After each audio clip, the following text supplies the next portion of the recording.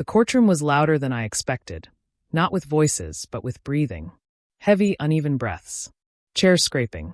Someone behind me muttered something sharp under their breath, the kind of sound that carries resentment without words.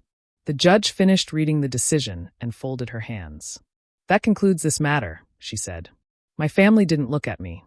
They stared straight ahead, faces stiff, jaws tight, like if they didn't move, the ruling might reverse itself out of pity.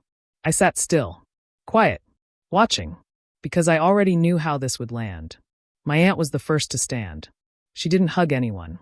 She didn't cry. She just shook her head slowly, like the universe had personally disappointed her.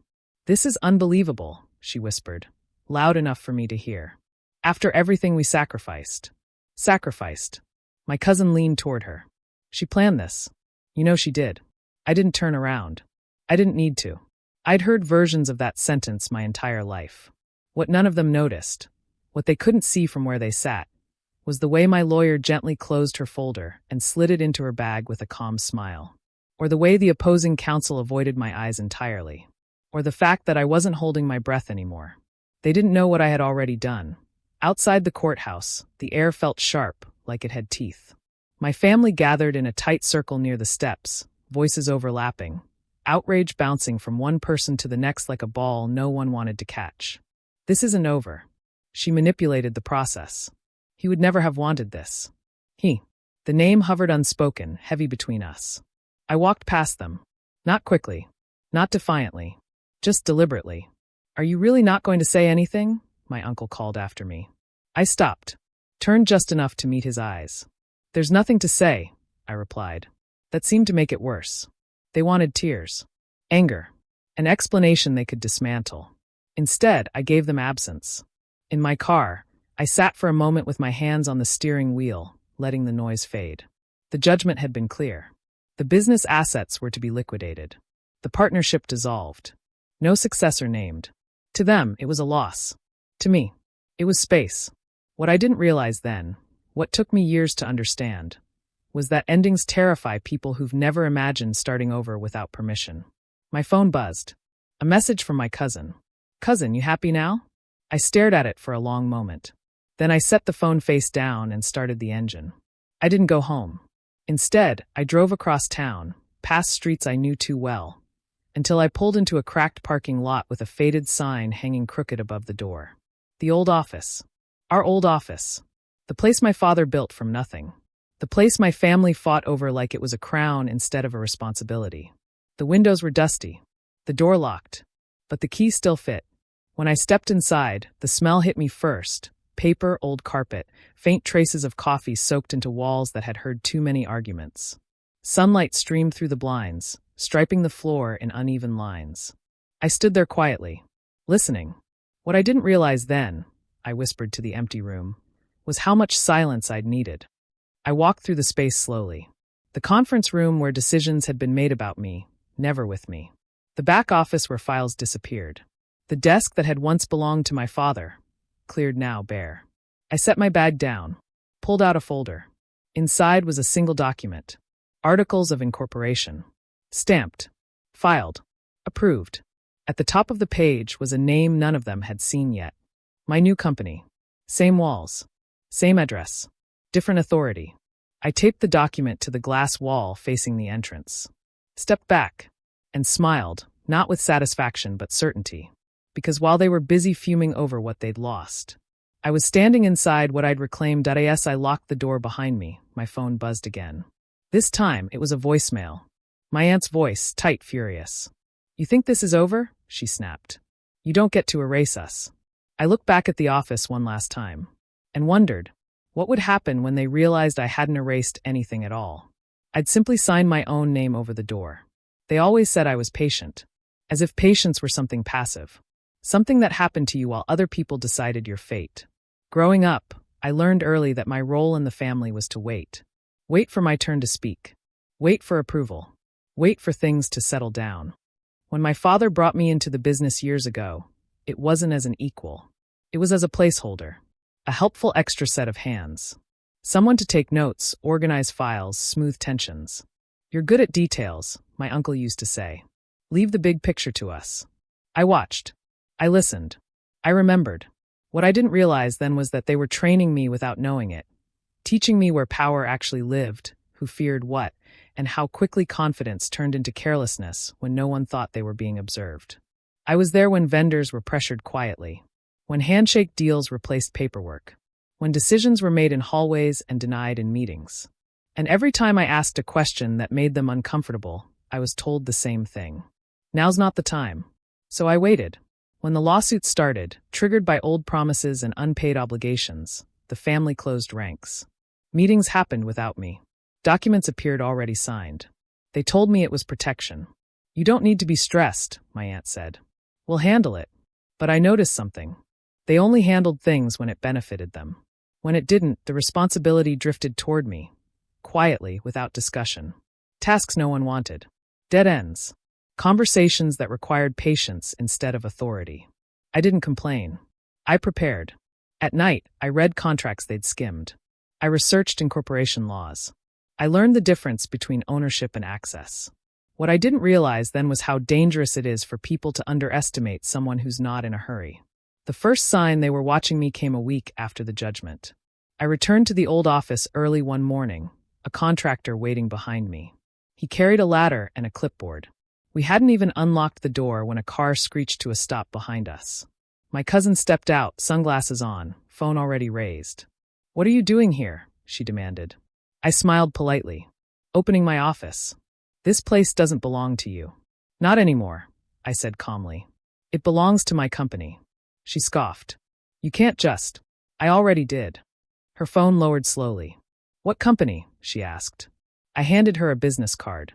Clean. Simple. My name at the top. Her mouth tightened. "You're trying to embarrass us." I tilted my head. "By working." She didn't answer. The contractor cleared his throat. "Shall I start inside?" "Yes," I said. She stood there a moment longer, anger flickering across her face, then turned sharply and walked back to her car. As it pulled away, I felt something unexpected. Not triumph. Momentum. What I didn't realize then was how deeply they believed the judgment had ended the story. They thought I'd retreat, disappear, take my win, and go quietly. They never imagined I'd stay and rebuild in the same space they'd just vacated. By the end of the week, the signage was ordered. Nothing flashy. Just my company name etched in metal. When the installer asked where to mount it, I pointed to the exact spot where the old sign had hung for decades. "Same place," I said. That night, the family group chat exploded. Accusations. Warnings. Thinly veiled threats. "You're poking the bear. This is disrespectful. You're inviting another fight." I didn't respond, because what I didn't realize then, what I was only beginning to understand, was that they weren't angry because I was wrong. They were angry because I was visible. And visibility is terrifying when you've built your authority on being the only one seen. As I locked up the office that evening, I noticed something taped crookedly to the door. A handwritten note. 3 words scrawled hard enough to tear the paper. "You'll regret this." I peeled it off slowly, folded it, and slipped it into my pocket. Not as a warning, as a receipt. Because regret only matters when you don't know why you chose something. And I knew exactly why. The first act of sabotage was subtle. Too subtle to confront. Too deliberate to ignore. When I arrived at the office one morning, the internet was out. Not the building, just my suite. The technician said the line had been reassigned. Reassigned. I thanked him, paid the reconnect fee without complaint, and asked one question. Who requested the change? He hesitated. The previous account holder. Of course. What I didn't realize then was how quickly old habits surface when people feel displaced. The second attempt was louder. A supplier I'd worked with for years suddenly went quiet. Emails unanswered. Calls redirected. When I finally reached him, his voice was strained. "I was advised not to engage," he said carefully. "Advised by who?" I asked. He didn't answer. I didn't push. Instead, I opened my records and made 3 new calls. By the end of the week, I had 2 alternative suppliers and 1 meeting scheduled, with a client the family had courted unsuccessfully for years. They didn't know that. Not yet. What I didn't realize then was that sabotage always assumes the target will react emotionally. I didn't. I responded structurally. The family tried pressure next. My uncle showed up unannounced, standing in the doorway like he still had authority there. "You're creating confusion," he said. People don't know who to trust. I looked at him calmly. Then they'll choose. He scoffed. You think a name on the door makes you legitimate? No, I said. The work does. He leaned closer. You're standing on our reputation. I met his eyes. I helped build it. He left without another word. The first client meeting happened quietly. A woman I'd known professionally for years, someone I'd once been told was out of our league. She sat across from me in the conference room, eyes scanning the space. You kept the office, she said. I kept the address, I replied. Everything else is new. She smiled. Good. We talked for an hour. No grand pitches. No pressure. Just clarity. At the end, she said something that stayed with me. They always spoke over you, she said. I wondered when you'd stop letting them. The contract was signed that afternoon. My phone buzzed before the ink dried. A message from my cousin. Cousin, heard you're stealing clients now. I didn't reply. I added the contract to a new folder labeled active. What I didn't realize then was how fast stories shift when money follows competence. Within weeks, people started calling me directly. Not asking permission. Not checking alignment. Just calling. The family noticed. I knew because the tactics changed. Emails from old contacts, warning me about my reputation. Casual mentions of my lack of experience. Reminders of my place. One email stood out. From an address I didn't recognize. Subject, cease and desist. It accused me of misrepresentation. Claimed confusion. Threatened action. And signed. I forwarded it to my attorney. She read it once and laughed. They don't have standing, she said. They just have anger. Good. Because anger makes people sloppy. That afternoon, I found something else waiting at the office. The old sign. Leaning against the wall outside. The family name. Scratched. Dented. Like they'd pulled it down in a hurry. I stared at it for a long moment. Not with nostalgia. With understanding. They thought the name was the power. They thought the space was the leverage. What they didn't realize was that power had already moved. And it hadn't taken anything with it. It had just changed hands. As I turned off the lights that night, my phone buzzed with a calendar invite. Subject, mandatory mediation. From, the family's legal counsel. I smiled slightly. Because mediation only happens when one side realizes it's losing control. And they had no idea how much of it they'd already handed me. The mediation notice arrived with urgency, red letters, firm deadlines, language meant to intimidate. They wanted the office. Not the assets. Not the clients. The space. That told me everything. People only fight that hard for symbols when they've already lost substance. The mediation was scheduled for Monday morning. I arrived early. Same as always. I unlocked the office, turned on the lights, and walked through each room slowly. Not out of sentiment, but strategy.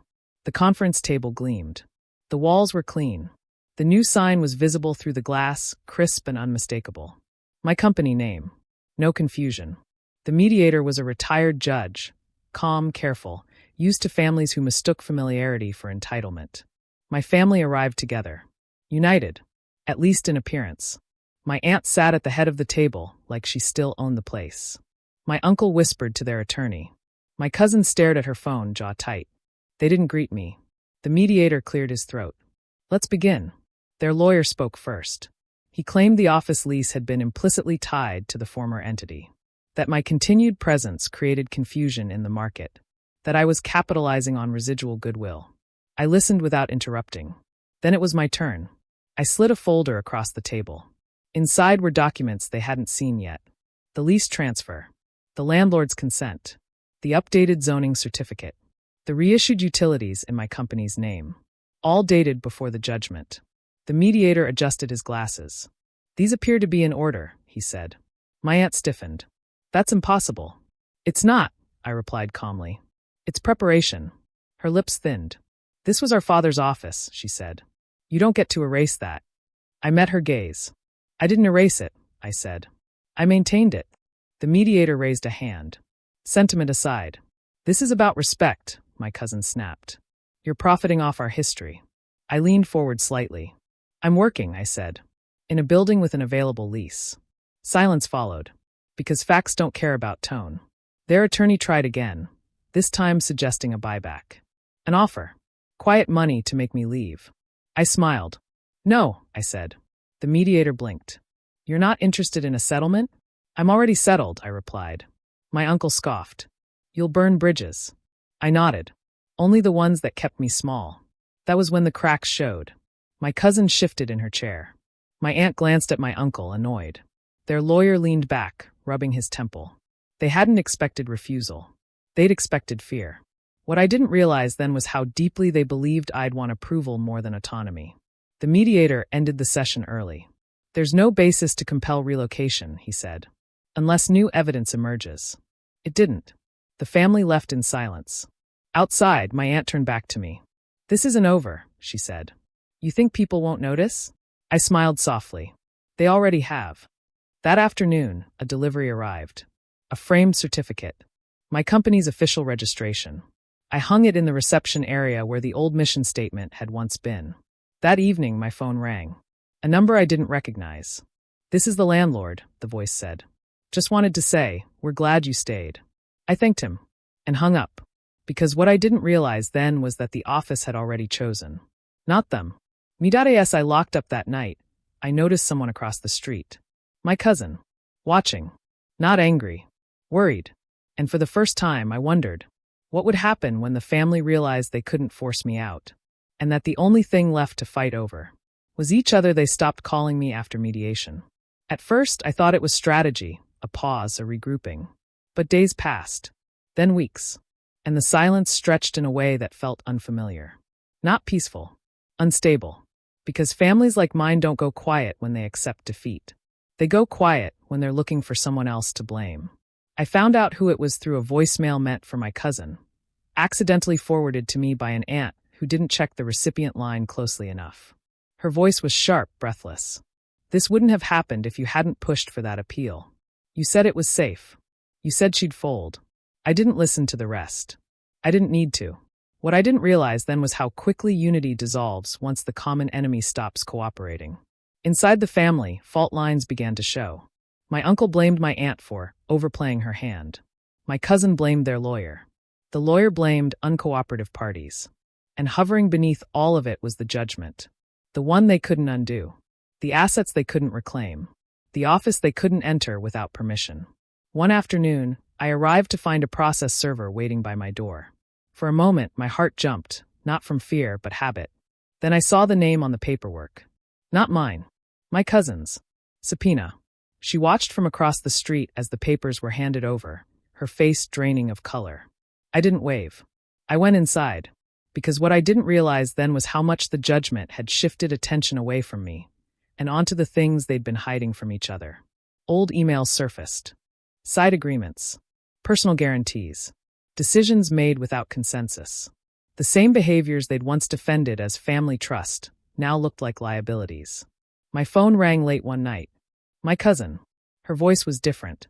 Not sharp. Not accusing. Tired. Their tearing each other apart allowed me. I didn't interrupt. They think you orchestrated this, she continued. That you planned it years ago. I thought about the nights I'd spent reading contracts alone. The meetings I hadn't been invited to. The patience they'd mistaken for passivity. I didn't plan them imploding, I said. I planned on not going down with them. She exhaled shakily. They want to settle everything, she said. Even apologize. If you'll just... No, I said gently. There was a long pause. What do you want? She asked. The question surprised me, because it wasn't framed as accusation. It was uncertainty. I want to work, I said, without being punished for it. She didn't answer. The call ended quietly. The next week, a rumor circulated, one they'd clearly hoped would reach me, that the family was considering dissolving entirely, selling off what remained, starting fresh somewhere else, running. I smiled at that, not because it was funny, but because it was familiar. What I didn't realize then was how often they'd taught me that running was an option, just not one I was ever allowed. At the office, business grew steadily. Nothing explosive. Just solid. Reliable. Clients returned. New ones arrived through referrals. One afternoon, as I reviewed contracts, I noticed something subtle but satisfying. None of them mentioned the family name. Not once. The reputation had transferred. Quietly. Naturally. Without ceremony. That was when I understood the real cost of the judgment. It hadn't just stripped them of assets. It had exposed the truth they'd been avoiding. They didn't know how to function without someone to control. Late that night, as I locked the office, my phone buzzed. A message from my aunt. Aunt, we need to talk. Alone. I stared at the screen, pulse steady. Because whatever this was, it wasn't about reconciliation. It was about survival. And this time, they weren't choosing me. They were asking. I agreed to meet my aunt on one condition. We wouldn't meet at the office. That space was no longer neutral. It belonged to me now, in ways she still didn't understand. I wasn't going to let her step inside it under the pretense of conversation. We met at a quiet cafe across town, the kind with small tables and no background music loud enough to hide discomfort. She arrived early. That alone told me this wasn't about pride anymore. She looked smaller than she had in court. Less certain, the sharp edges dulled by something close to fear. You look well, she said as I sat down. Thank you, I replied. So do you. It wasn't true. But kindness costs nothing when you're not trying to buy forgiveness. She didn't waste time. This has gone too far, she said. The family is fracturing. I wrapped my hands around my cup, letting the warmth ground me. It fractured a long time ago, I said. You just didn't feel it yet. Her mouth tightened. You always had a way of rewriting things. I smiled slightly. No, I just stopped editing them. She leaned forward. We can fix this. There it was. The same phrase she'd used my entire life. Fix this. Which always meant restoring the old hierarchy, quietly, efficiently, without accountability. She slid a folder across the table. Inside were documents. An offer. A role. A title that sounded important enough to impress outsiders. You come back, she said. We restructure. We present unity. I looked at the papers without touching them. And my company? I asked. Her hesitation was brief. Fold it in, she said. There's no reason for competition. Competition. I let out a soft breath. What I didn't realize then, I said slowly, was how threatened you'd feel by me standing alone. Her eyes flashed. This isn't about you. I met her gaze. It never is. Until it is.